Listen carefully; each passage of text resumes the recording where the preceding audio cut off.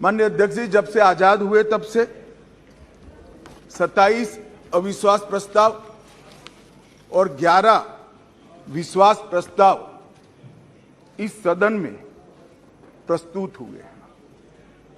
कई बार सरकारों का बहुमत जाने की स्थिति में सदन के विपक्ष के सदस्य अविश्वास प्रस्ताव लेकर आते हैं।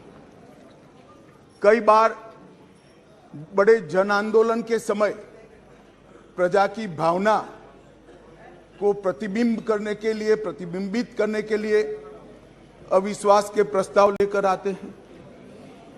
ये एक अविश्वास का प्रस्ताव ऐसा है जिसमें प्रधानमंत्री और मंत्रिमंडल के प्रति न जनता को अविश्वास है, न सदन को अविश्वास है, और ये विश्वास प्रस्ताव लेकर आए। माननीय अध्यक्ष जी, इसका उद्देश्य क्या है? इसका उद्देश्य जनता में भ्रांति खड़ी करने का उद्देश्य। मैं उनको इतना ही कहना चाहता हूं कि भाई, अविश्वास प्रस्ताव जब आप लेकर आते हो तो इस पर जो चर्चा होती है वो चर्चा में सरकार के विरोध में कुछ मुद्दे तो रख देते। मैंने पूरे भाषण ध्यान से सुने और पूरे भाषण ध्यान से सुनने के बाद मैं निश्चित रूप से निर्णय पर पहुंचा हूं, ये अविश्वास प्रस्ताव केवल और केवल भ्रांति खड़ा करने के लिए लाया गया है। ये प्रजा की इच्छाओं का प्रतिबिंब नहीं। अल्पमत का सवाल ही नहीं है।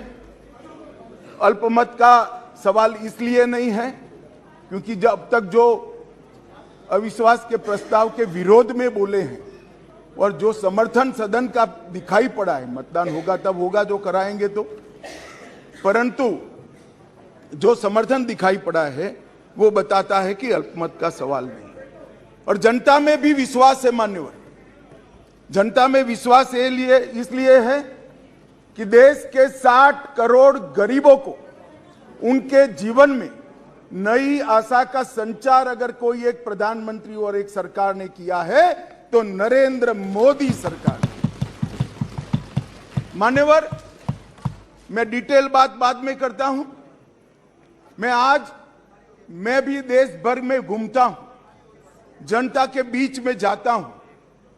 मैंने जनता के साथ कई जगह से संवाद किया है। कहीं पर भी अविश्वास की आछी पतली झलक भी नहीं दिखाई पड़ती। मैं बताता हूं दादा, बंगाल का भी बताता हूं। मान्यवर, ये सरकार, मैं इस सदन के सामने आपके माध्यम से और इस सदन के माध्यम से पूरे देश की जनता को बताना चाहता हूं और धन्यवाद भी करना चाहता हूं।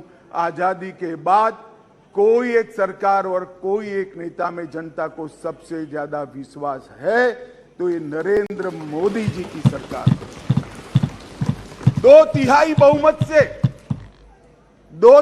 बहुमत से दो बार एनडीए को चुना गया। पूर्ण बहुमत से दो बार भारतीय जनता पार्टी को चुना गया। 30 साल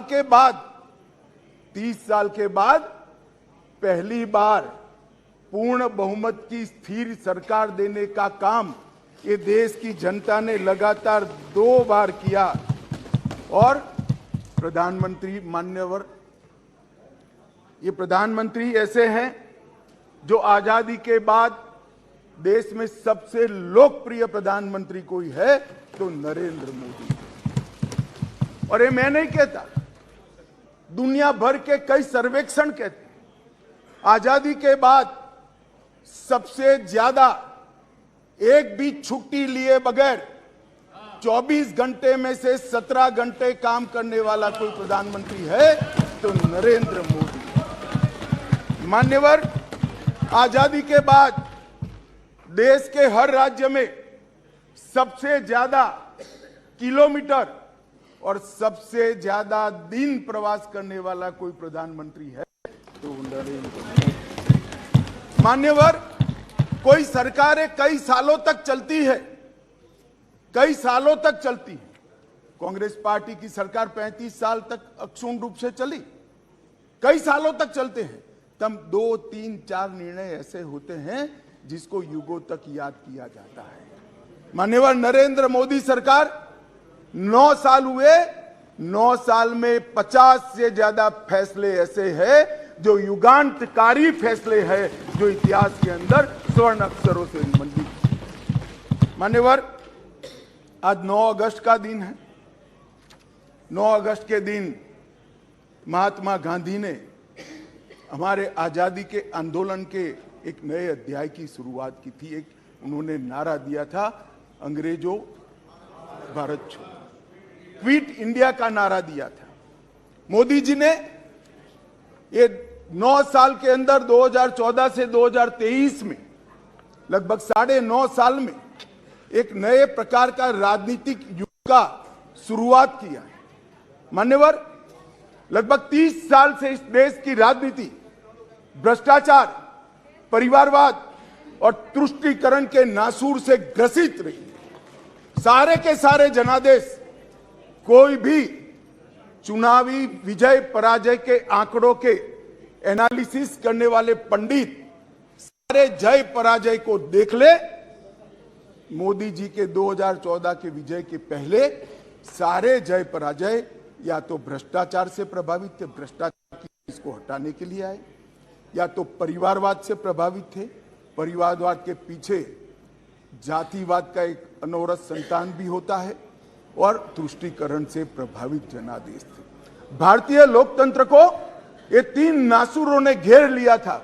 नरेंद्र मोदी जी ने भ्रष्टाचार, परिवारवाद और तुष्टीकरण को हटाकर पॉलिटिक्स ऑफ परफॉर्मेंस को तरजीह दी, और आज विकास जनता के फैसलों का निर्णय लेता है। मगर फिर भी कहीं कहीं दूर तक भ्रष्टाचार भी बैठा है, बच गया है, परिवारवाद तो दिखाई ही पड़ता है, और तुष्टीकरण की राजनीति भी चलती है। इसलिए मोदी जी ने आज नारा दिया है, भ्रष्टाचार क्विट इंडिया, परिवारवाद क्विट इंडिया, तुष्टीकरण क्विट इंडिया। मान्यवर, अगर भ्रष्टाचार, परिवारवाद और तुष्टीकरण एक क्विट इंडिया अगर कर लेते हैं, तो इस देश की राजनीति में मोदी जी ने 2014 से एक नए युग की शुरुआत करी है, विकास के युग की। वो हमारे स्वतंत्रता सेनानियों के कल्पना के भारत की निर्मित 2047 के बहुत साल पहले कर देगी, इसका मुझे पूरा विश्वास है।